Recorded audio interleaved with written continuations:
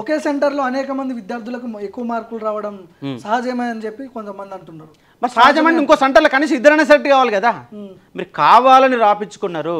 మీ అభ్యర్థులు ఎక్కడ కావాలి అక్కడే. సార్ నాకు అనుమానాలు ఏంటంటే అసలు ఫిలిమ్స్ రాయకుండానే మెయిన్స్ ఎగ్జామ్ డైరెక్ట్ రాపించారా మీరేమన్నా? తెర వెనకంగా ఏమైనా చేసిరా? ఎందుకు? గవర్నమెంట్ వాళ్ళ చేతులు ఉంటే ఏదైనా చేయొచ్చు. ఎందుకంటే మొన్న బెంగాల్లో 25,000 ఉద్యోగాలు, టీచర్ ఉద్యోగాలు 2016లో సెలెక్ట్ అయ్యారు. 9 సంవత్సరాలకు ఉద్యోగం చేస్తున్నారు. అయినా సుప్రీంకోర్టు మొత్తం తీసిపడేసాడు అందరినీ. ఒక వికలాంగులందా అందరిని తీసేయని చెప్పేసి సుప్రీంకోర్టు తీర్పిచ్చింది. 9 ఏళ్ల తర్వాత 9 ఏళ్ల పాటు జీతం తీసుకున్న తర్వాత.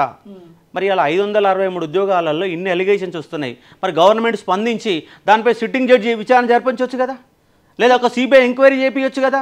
13 ఏళ్ల సంది ఉద్యోగాల కోసం ఆగినాం. ఇప్పుడు అన్యాయం జరుగుతుంది అంటున్నాం. మరి అన్యాయం జరిగినప్పుడు మీరు ఒక ఎంక్వైరీ చేయాలి కదా. ఒక సిట్టింగ్ జడ్జి ఎంక్వైరీ చేపియండి, చేసి వాస్తవాలు నీకు తెలుసండి. ఎందుకు భయపడుతుంది గవర్నమెంట్? ఇప్పుడు రాములు నాయక్ కోడలకు కూడా ర్యాంక్ వచ్చింది, మార్కులు ఎక్కువ వచ్చినాయి అని చెప్పి సోషల్ మీడియాలో చూస్తున్నాం. ఎందుకంటే ఆయన ఎమ్మెల్సీగా ఉన్నాడు. కౌశిక్ రెడ్డి కూడా మాట్లాడినట్టున్నాడు. అవునవును. ఇప్పుడు సమస్య ఏంటంటే ఇలాంటి ఒకే సెంటర్లకి 71 మంది రావడం, ఫిలిమ్స్లో కాల్ టికెట్, మెయిన్స్లో కాల్ టికెట్, టాప్ 100లో 44 మంది ఓసీలు ఉండడం, టాప్ 100లో 40 మంది అమ్మాయిలు ఉండడం. టాప్ 100లో 40 మంది అమ్మాయిలు గ్రూప్ 2లో 3 ఉన్నారు, గ్రూప్ 3లో 8 మంది ఉన్నారు, గ్రూప్ 4లో 12 మంది ఉన్నారు. ఆ ఏపీపీఎస్లో 40 మంది ఎక్కడ సెలెక్ట్, 40% ఎక్కడ అమ్మాయిలు సెలెక్ట్ కావాలా, కర్ణాటక పబ్లిక్ సర్వీస్లకు సెలెక్ట్ కావాలా, యూనియన్ పబ్లిక్ సర్వీస్ కమిషన్లకు సెలెక్ట్ కావాలా. ఏ ఎగ్జామ్లో కూడా టాప్ 100లో 40 మంది అమ్మాయిలు లేరు. 40 మంది రావద్దని అనట్లేను, కానీ పేపర్ వాల్యుయేషన్లో అందంగా ఉన్న రైటింగ్లకు మార్కులు వేసారా? ఎందుకంటే అబ్బాయిలతో పోలిసి అమ్మాయిలు చాలా నీట్గా రాస్తారు కదా. మరి వస్తే అక్కడ కూడా రావాలి కదా అంటున్నా. నేనేమంటున్నా, ఇక్కడ రావద్దు అనట్లేను. ఇదే సమయం గ్రూప్ 2లో మరి రిఫ్లెక్ట్ కావాలి కదా, గ్రూప్ 3లో రిఫ్లెక్ట్ కావాలి కదా. అమ్మాయిలకు అంత నాలెడ్జ్, అంత సబ్జెక్ట్ ఉండడం, వాళ్ళు 50%, వాళ్ళ వాటా 50%, 40% అయ్యారు.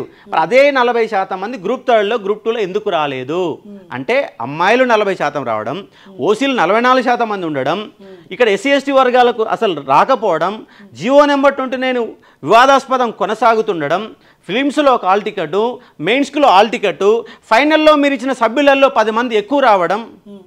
ఎన్నండి ఒక్క గ్రూప్ 1 మీద గిన్ని వివాదాలు. అభ్యర్థికి 482 మార్కులు వస్తే అవును ఆయన రీకౌంటింగ్ అమ్మాయి రీకౌంటింగ్ పెట్టుకుని మార్కులు వస్తాయేమో నాకు తగ్గిందేమో పెట్టుకుంటే ఇక్కడ 422కి తగ్గింది. అంటే 10 మార్కులు ఏమో తగ్గినట్టు, 60 మార్కులు తగ్గినాయి. 60 మార్కులు తగ్గినాయి. సారీ, అంటే ఎట్లా పాసిబుల్ అవుతుంది ఇది? అంటే ఇప్పుడు ఇక్కడ ఇదే గందరగోళాలు. ఒక అమ్మాయి రీకౌంటింగ్ పెట్టుకుంటే 60 మార్కులు తగ్గిస్తారు.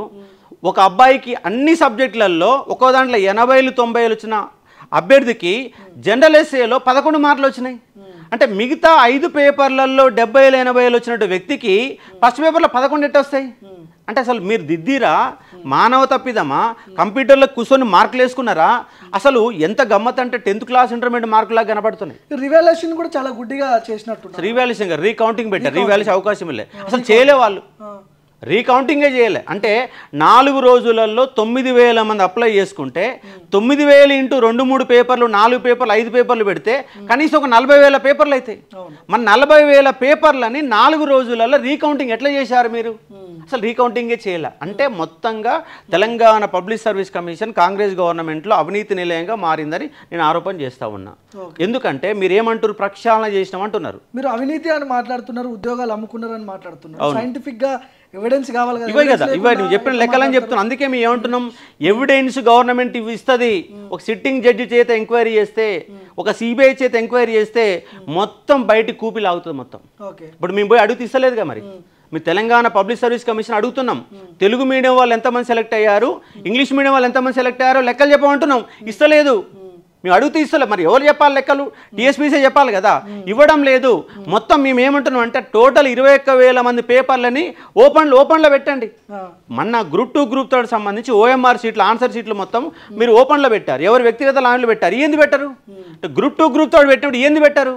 జిఆర్ఎల్ ఇచ్చారు. గ్రూప్ 2లోకి ఇంతమంది జిఆర్ఎల్ మొత్తం ఇచ్చినప్పుడు గ్రూప్ 1లో కూడా ఫిలిమ్స్లో ఎవరికి ఎన్ని మార్కులు వచ్చినాయి ఎందుకు పెట్టలే మీరు?